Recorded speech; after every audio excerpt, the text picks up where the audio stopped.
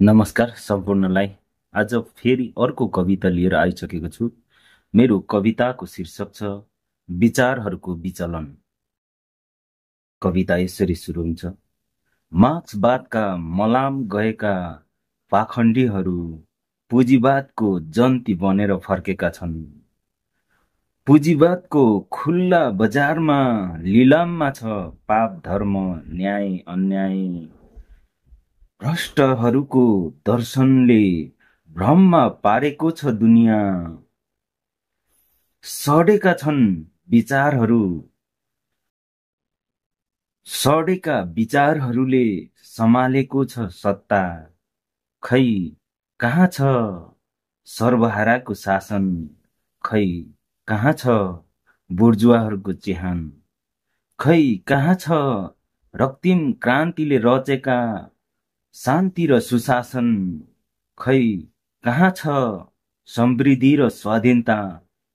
परिवर्तनको प्रतीक्षा गर्दा गर्दै पतन भइसक्यो साम्यवादी विचारका बिउहरू। मार्क्स लेनिनको तस्बिरलाई रङ्गीन बनाउन बारम्बार मासुमहरूको बलि चढाएको छ। दार्शनिकहरूको दर्शन मानव समुदायको लागि दशाहा बनेको छ। चिन्तकहरूको चिन्तन चिन्तामा परिणत भइसकेको छ। चिन्तकहरूको चिन्तन चिन्तामा परिणत भइसकेको छ। जीवन दर्शनको कलम द्वन्द्वात्मक भौतिकवादको दास बनाइएको छ। यति बेला जलिरहेको छ